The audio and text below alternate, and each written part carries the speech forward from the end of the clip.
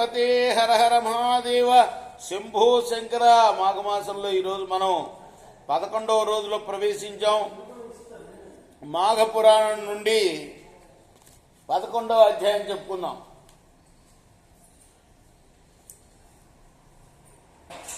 పార్వతీపతే హర హర మహాదేవ శంభో శంకర లక్ష్మీపతే శ్రీహరి మహాదేవ. సంవత్సరంలో వచ్చే 12 మాసాల్లో మాఘమాసం అనేది అతి ప్రశస్తమైనది.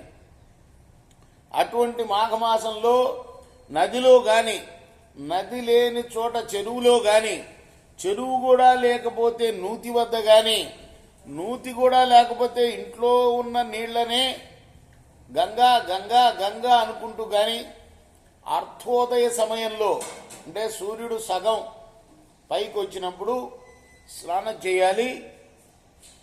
ఇలా చేస్తే పాపాలన్నీ హరించిపోతాయి. పూర్వం అనంతుడు అనే ఒక బ్రాహ్మణోత్తముడు యమునా నదీ తీరంలో ఉన్న అగ్రహారంలో నివసిస్తూ ఉండేవాడు. అతని పూర్వీకులందరూ కూడా గొప్ప జ్ఞానవంతులు, తపస్శీలు, దాన ధర్మాలు చేసి కీర్తి పొందిన వారై ఉన్నారు. వాళ్ళు ఇతడు చిన్నతనం నుండి కూడా గడసరి పెంకివాడు.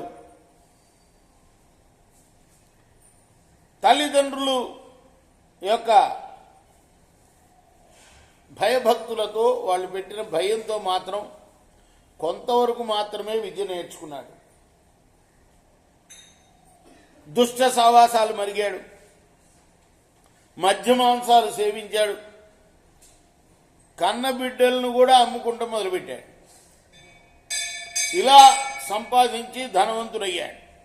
కొంతకాలానికి ముసలితనం వచ్చింది. తనకున్న ధనాన్ని తాను తినడు, ఇతరులకు పెట్టడు. ఒకనాటి రాత్రి పడుకోబోయేటప్పుడు ఇలా ఆలోచించాడు, అయ్యో నేనెంతటి పాపాత్ముణ్ణి అయిపోయాను. ధన బలం ఉంది, శరీర బలం ఉన్నది అనే మనోగర్వంతో జీవితాంతం కూడా ముక్తిని ఇచ్చే ఒక్క పుణ్యకార్యం కూడా ఆచరించలేదు కదా అని పశ్చాత్తాపడ్డాడు. ఆనాటి రాత్రి ఏమైందయ్యా అంటే, కొందరు దొంగలు వీటింట్లో ప్రవేశించి ధనం, బంగారం మొత్తం దోచుకొని పోయారు.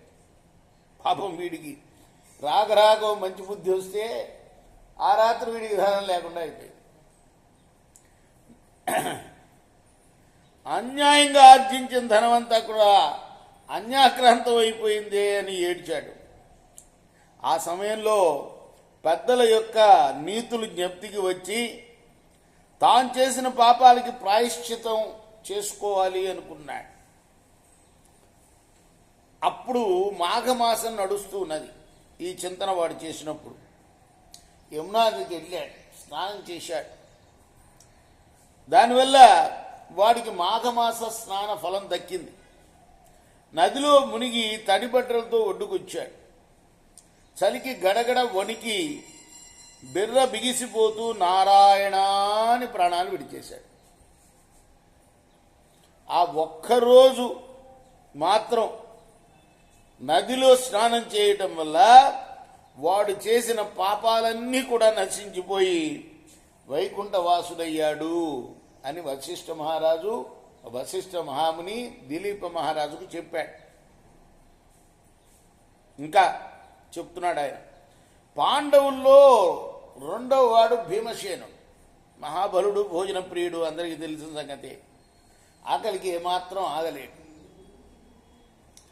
బండేడు అన్నం కూడా చాలదు ఆయనకి. అటువంటి ఆ మహానుభావుడికి ఒక రోజున ఏకాదశి వ్రతం చేయాలన్న కుతూహలం కలిగింది. కానీ బెంగపడ్డాడు, అయ్యో భోజనం చేయకుండా ఉండాలి కదా ఏకాదశి అంటే, నేనెలా ఉండగలను అని పురోహితుడి దగ్గరికి వెళ్ళాడు. అడిగాడు, అయ్యా ఈ ఏకాదశి విశిష్టత ఏమిటో చెప్పండి అని అడిగాడు.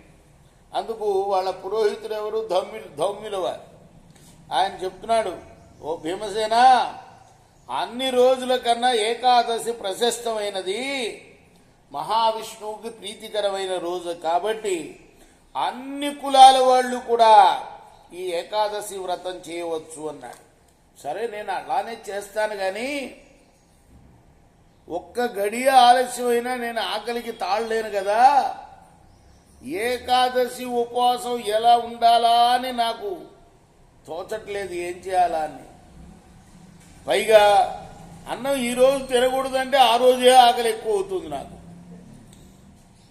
కాబట్టి ఆకలి దాహం తీరేలాగున, ఏకాదశి ఫలితం దక్కేలాగున ఏదన్నా ఉపాయం చెప్పండి అని గురువుగారిని అడిగాడు. దౌమ్యుడు ఒక చిరునవ్వు నవ్వాడు. నాయన, దీక్ష ఉంటే ఏకాదశి వ్రతం చేయవచ్చయ్యా. నువ్వు దీక్ష పన్నావనుకో ఆకలి కలగదు నీకు. రాబోయే ఏకాదశి నాడు, అది ఏమిటో కాదు, ఇప్పుడు మాఘమాసం కదా నడిచేది, మాఘశుద్ధ ఏకాదశి రాబోతుంది, మహాశ్రేష్టమైనది. దాన్ని మించిన పర్వదినం మరొకటి లేదు. సంవత్సరంలో వచ్చే 24 ఏకాదశుల్లో మాఘశుద్ధ ఏకాదశి మహాపర్వదినం కాబట్టి ఆ రోజున ఏకాదశి వ్రతం చేస్తే గొప్ప ఫలితం కలుగుతుంది సుమా, ఇందులో ఏమాత్రం సంశయం లేదు. కాబట్టి భీమసేన, నువ్వు తప్పగా మాఘశుద్ధ ఏకాదశి వ్రతం ఆచరించు. ఆకలి గురించి దిగులు పడవకు, దీక్ష పూను, ఆకలి కలగదు, నియమం తప్పకూడదు సుమా. ఇలా చెప్పిన తర్వాత అతను నిష్ఠతో వ్రతం చేసి ఏకాదశి ఉపవాసం ఉన్నాడు. అందుకోసమే ఈ మాఘశుద్ధ ఏకాదశిని భీమ ఏకాదశి అని కూడా అంటారు. అంతేకాదు, దిలీప మహారాజా, పరమేశ్వరుడికి అత్యంత ప్రీతికరమైన శివరాత్రి కూడా ఈ మాఘమాసంలోనే వస్తుందయ్యా, వశిష్ఠులు వారు చెప్తున్నారు. కాబట్టి మహాశివరాత్రి మహత్యం గురించి కూడా వివరిస్తాను, విను శ్రద్ధగా. ఏకాదశి ఎలా విష్ణుమూర్తికి ప్రీతికరమో, ఈ చతుర్దశి, మాఘ బహుళ చతుర్దశి ఉన్నదే, అది శివుడికి చాలా ప్రీతికరము. దీన్నే శివరాత్రి అని అంటారు, మహాశివరాత్రి అంటారు. మాసానికి ఒక శివరాత్రి వస్తుంది, దాన్ని మాస శివరాత్రి అంటారు. అది బహుళ చతుర్దశి అంటారు. అది ఆ రోజున ఈ మాఘమాసంలో వచ్చేదాన్ని మహాశివరాత్రి అంటారు. ఆ రోజున నదిలో గాని, తటాకమందు గాని, లేదా నూతి వద్ద గాని స్నానం చేసి శంకరుని పూజించవలే. పరమేశ్వరుని అష్టోత్తర స్తోత్రావళి సహితంగా బిల్వపత్రాలతో పూజించవలే. అలా గనక పూజిస్తే ఎంతటి పాపాలు వాడు చేసినా కూడా అవన్నీ పటాపంచలైపోతాయి. దీనికి జాతి భేదం లేదు. అందరూ శివరాత్రి ఉపవాసం ఉండి ఆ రాత్రి జాగరణ చేయవలే. శబరి తీరంలో కులీనుడు అనే బోయవాడు ఉండేవాడు. వాడు భార్యా బిడ్డలతో నివసిస్తూ ఉండేవాడు. వేట తప్ప వాడికి మరొక ఆలోచన ఉండేది కాదు. ఇక్కడమ్మా, ఇందిరమ్మా, వచ్చావు సమయానికి, కూర్చొని శ్రద్ధగా విను. వాళ్ళందరూ వింటున్నారు, నువ్వు అటు ఇటు తిరుగుతున్నావు. వీడు కడుమూర్ఖుడు. వేటకు పోవటం, జంతువుల్ని చంపటం, వాటిని కాల్చి తాను తిని తన భార్య బిడ్డలకు తినిపించడం తప్ప మరేమి తెలియదు వీడికి. క్రూరముగాలు కూడా వీడిని చూడంగానే భయపడి పరిగెత్తుతాయి. వనమంతా నిర్భయంగా తిరిగేవాడు, అడవంతా. ఓ రోజు వేటకెళ్ళాడు వీడు, జంతువు ఏం కనపడలా. సాయంత్రం అవుతుంది, వట్టి చేతులతో ఇంటికి రావడానికి వాడికి ఏమాత్రం మనస్కరించలా. ఏం చేశాడు వాడు? అక్కడున్న ఒక మారేడు చెట్టు పైకి ఎక్కాడు. మారేడు దళాలు ఎంత పవిత్రమో చెప్పడానికి కథ అన్నమాట. జంతువుల కోసం ఎదురు చూస్తున్నాడు, ఎక్కడైనా కనపడుతుందా వస్తుందా అని. తెల్లవారుతున్న కొద్దీ చలి ఎక్కువైపోయింది. ఏం చేశాడు వాడు? చలికి దగ్గరున్న కొమ్మలను లాగాడు దుప్పట్లాగా కప్పుకుంటాను. వాటికున్న ఎండుటాకులు ఏవైతే ఉన్నాయో, ఎండిపోయిన మారేడు దళాలు, అవి ఆ చెట్టు కింద ఒక శివలింగం ఉంటే దాని మీద పడ్డాయి. వాడి అకౌంట్లో ఎంత పుణ్యం వచ్చేసిందో చూడండి. ఆ రోజు శివరాత్రి, ఇది అనుకోకుండా చేసినా కూడా ఎంత పుణ్యం వచ్చేసిందో చూడండి వాడికి. అందులోనూ శివుడికి మారేడు దళాన్ని ఒకసారి వాడిన దాన్ని కూడా మళ్ళీ కడిగి వేయచ్చు, ఎండుదైనా వేయచ్చు. కానీ అన్నిటికన్నా శ్రేష్టం అతి లేత ఆకు అంటారు. కానీ అన్ని సీజన్లలో దొరకవు కాబట్టి జాగ్రత్తగా నిలవ ఉంచుకొని ఎండ పెట్టుకొని ఎండినవి కూడా వేస్తారు. అందుకోసం ఇక్కడ ఏమన్నాడు? ఎండిపోయిన ఆకులు పడ్డాయి శివలింగం మీద. ఆ రోజు శివరాత్రి. వాడికి ఇంకేముంది? పొద్దునుంచి ఏ జంతువు దొరకలా తినటానికి. వాడికి అదే కదా పని, వేరే ఆహారం ఏం లేదు. జంతువుల్ని వేటాడటం, కాల్చడం, తినటం. రోజంతా దొరకలా వాడికి జంతువు. ఇంకేముంది? ఉపవాసం వచ్చింది, పూజ చేసిన ఫలితం కూడా వచ్చేసింది వాడికి అనుకోకుండా. కొన్ని సంవత్సరాలు అయింది, వృద్ధాప్యం వచ్చింది వాడికి, ప్రాణాలు పోయే సమయం వచ్చింది. కైలాసం నుండి శివదూతలు వచ్చారు, యమదూతలు కూడా వచ్చారు.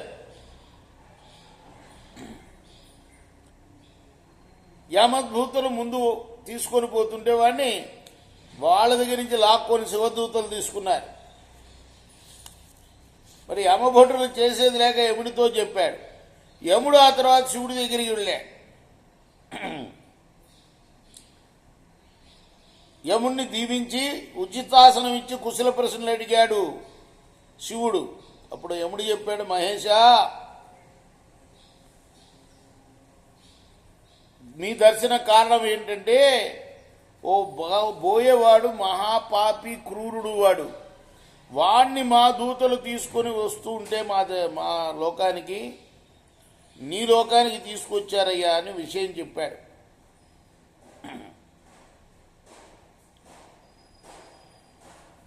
వివరం కూడా ఇచ్చాడు. ఎందుకు, ఎప్పుడు తీసుకొచ్చింది కూడా.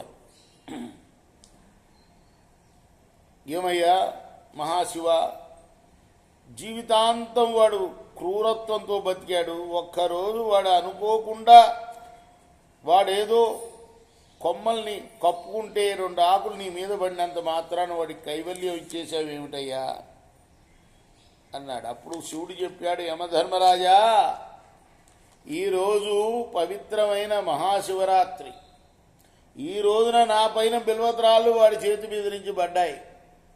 తిండి లేక వాడు ఉపవాసం చేశాడు, జాగరణ చేశాడు.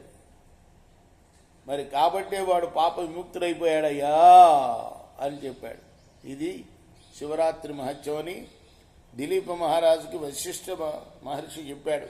నమ పార్వతీపతే హర హర మహాదేవ శంభో శంకర. స్వస్తి ప్రజాభ్య పరిపాలయంతాం న్యాయేన మార్గేణ మహీమహీష. గోబ్రాహ్మణేభ్య శుభం స్తరిత్యం లోకా సమస్త సుఖినో భవంతు. కృష్ణార్పణమస్తు. సాయి కృష్ణార్పణమస్తు.